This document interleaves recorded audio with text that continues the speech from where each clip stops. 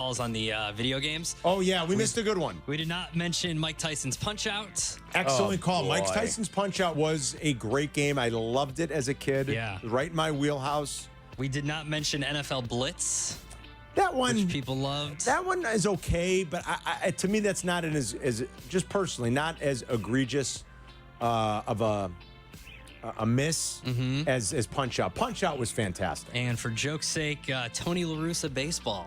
No one mentioned Tony La Russa baseball. That's for joke's sake, all right. I That can't was a believe video. That was a multi. I know. I know. It had multiple versions. I know. I can't believe I missed Put it on to Punch-Out. put the kids to sleep. Exactly. That's exactly what Cannot believe I missed Punch-Out. Wow. All right, what are we doing for the lunch We rush? did not talk about Justin Jefferson's new contract. Let's talk about it. Yet he got a buttload of money. Yes, he did. He is now the highest paid non-quarterback in the NFL.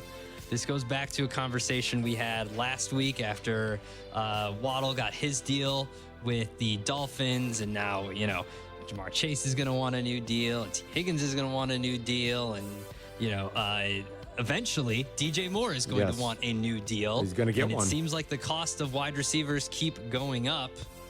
So I will pose the question once again. Should they go to DJ Moore now? The cost of receivers were up when Tyreek Hill made his deal. And he wants a new deal. All right, but they were up then. That's when they were up. $35 million. Nobody surpassed it or got to it again until this guy just did. So, yeah, the wide receiver game is going up and it's going through the roof. But odds are a year from now, you're going to have to make a decision. You'd want to solidify him before going into that last year. Otherwise, you get the option of then paying him the average of the top 10 salaries or top five salaries, is it? Top 10 salaries 10, for I a believe. franchise Yes, tag? I believe it's top 10. Which you'd have to believe that number would be lower than $35 million if you wanted to do that in his age 29 or age 30 year. So it's something to think about. I mean, I would say, yeah, it'd be great if the Bears could go to him and get something done. That's probably unlikely because he sees and his agents see the market. They see what's happening. The demand, not the demand, but the premium placed on the position in this NFL. What's really staggering about the Jefferson deal is the guarantee. The guaranteed money, did I read it correctly? It is like $25 million more than the next closest wide receiver. I think it says $104 million. Yeah, 110. Was it 110? Yeah, Yeah, and it's that's 110 guaranteed. The next closest is AJ Brown at $84 million. $26 million more in guaranteed money. It's a lot. I think Justin Jefferson's the best wide receiver in the game, probably when he's healthy. There's a bunch of good ones. I think he's the biggest game changer. But is it too much for a receiver? This is what the market is right now, I guess, right, Yerk? I mean, this is just it. There's a huge premium placed on this position. Yeah, there is. And it's interesting because it looks like Kansas City's going to try to do it with pay the quarterback and don't really pay your wide receivers unless they're veteran receivers coming over because the quarterback can make the wide receiver. Yeah, It's interesting how they're doing it. He might be. Dan Graziano was on with Evan Cohen earlier in for Greeny and made the point that think of the last two, the Chiefs a dynasty. Are we considering the Chiefs a dynasty They've already? won back-to-back. They've won back-to-back. And they've got three. I would say that's kind of dynasty-ish, So isn't the it? last two close to dynasty, the Patriots and the Chiefs. Yes. None of them ever paid wide receivers. None of them did. Now, they paid Kelsey. Yeah, that's the difference. But it's Gronkowski, manageable you had as a tight Kelsey, end. and you had the quarterback, and you had two Hall of Fame coaches. Yeah, but you had Gronkowski. And you had Gronk. Think about the coaches and the quarterbacks. There might be unique situations to them. And Graziano also said he's got a piece coming out next week where he's trying to talk to every GM in the NFL about roster construction, and most of them are not happy about the cost of wide receivers going up. It's and gone nuts in this offseason. Didn't go as far as saying like, oh, they're going to become the next running backs, but how many wide receivers were taken in the first round this year? I don't know, 5? No, more. It was like 6? 9 or 10. Was it 9? It was like I don't 9 even wide remember. receivers went in the first round You this might year. be right. It's crazy. All right, what else we got? We got another tiers list. Oh, I love tiers. The Athletic, they're going to do this on the first Monday of every month, essentially, is put out like an updated NFL tiers list. Yeah, I saw this. So the tier 1 are the favorites. So obviously the favorites to win the Super Bowl, or at least go to the Super Bowl: the Chiefs, the 49ers, the Lions, the Ravens, and the Bengals, 1 through 5. That's probably about it. That's a good list. I think that's the extent of it. The next tier, can they put it together? The Texans, the Packers, the Bills, the Eagles, the Cowboys, and the Jets. Yeah, agree on all of it. I mean, if the Jets stay healthy, if Rodgers stays healthy, they might have a chance to fire and make a run. They've got a super talented roster, so I don't know. And need to see more. Tier 3, need to see more. Number 12, the Browns. Number 13, the Falcons. Number 14, the Colts. Number 16, the Dolphins. And number 15, the Chicago Bears. Need to see more. So they're in the third tier. 15th. Yeah, the upper half of the league. Just barely in the upper half. But need to see more. That makes sense. I would want to see more. Yes, I'm with course. them. Yeah, they're not like real Super Bowl contenders yet. They're just not. Because we need to see more. But ahead of the Dolphins, the next tier ahead of the Rams, the Bucks, the Steelers, the Jags, the Chargers, the Seahawks. I could see him being ahead. The Dolphins lost a lot. I mean, I guess that offense still has some weapons, and I like the coach, but they lost a lot, you guys. And Atlanta being 13th, and I know Kirk Cousins is their quarterback. I get that. So now they got a viable quarterback. Their defensive line still stinks. It's hard to score points when you're sitting on the bench watching your team give it up. Kind of, yeah.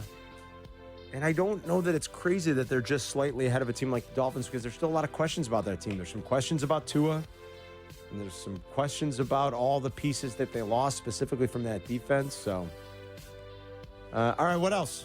That is it. I was going to now turn it over to Jurko to talk about an NFL legend that he competed against multiple times. Larry Allen died suddenly at age 52 while on vacation with his family in Mexico.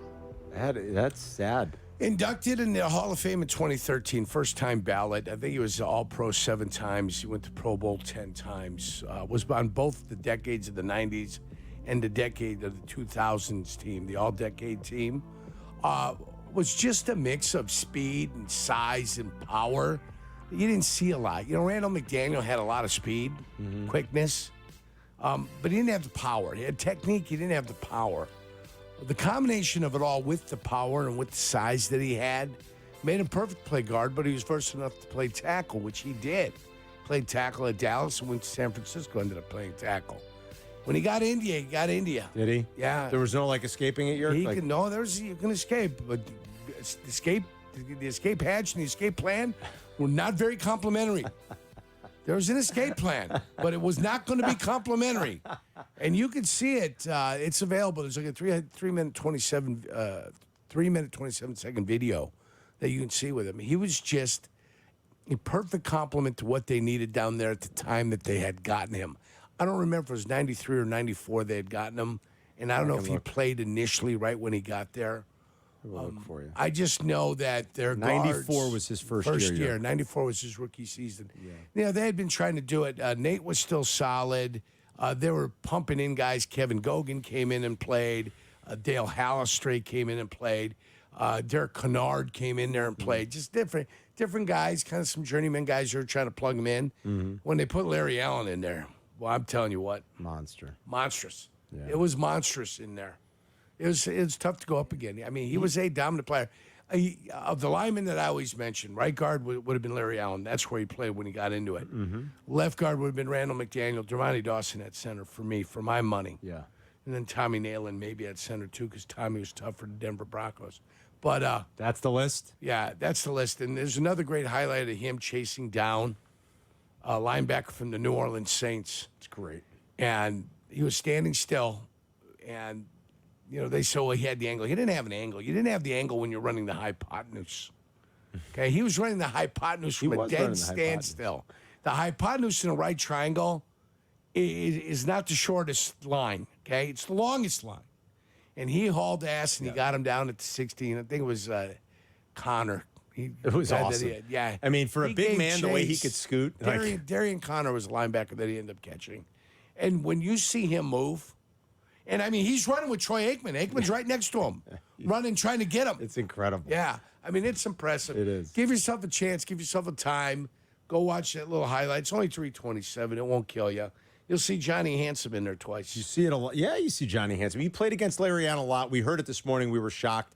52 years old. He died suddenly, like Adam said, with his family on vacation 4 in years Mexico. younger than me. Jurko has just always talked about him. I mean, we all, those of us that remember the Cowboys, he wasn't there for the entirety of that dynasty. He won one of the Super Bowls with them, but just He won the growing last up, one. Yeah, He won the last one. Yeah, Yeah. watching them growing up, you just knew how great he was. And Jurko's always talked with very. He's always held him in very high regard, and you can tell when Jurko's impressed by someone. He's like, Larry Allen was no nonsense. I mean, he was just an awesome, awesome specimen and an awesome player. And rest in peace, Larry Allen is the Every blue NFL moon, World More. I would peek my head to the side because he was a towering figure too. He was just a monster. Am I okay here? Oh no, there goes Emmett. There's a video going around of him in the weight room benching 700 pounds. I've seen it. 700 pounds. He was a monster. I mean, just an absolute monster. He was a great player, a Hall of Famer, like Jurko said, 2 All-Decades team. He was on the second All-Decade team for the 90s and the 2000s. And Yeah. was a great, great player, so rest in peace. We'll do our Players of the Weekend coming up next.